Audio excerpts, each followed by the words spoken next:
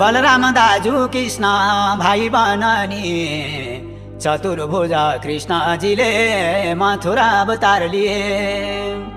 बलराम दाजु कृष्ण भाइ बननी देवकी र वासुदेवलाई पहिला दर्शन दिए। बच्चा पनि रुन्छन् च्यादरेर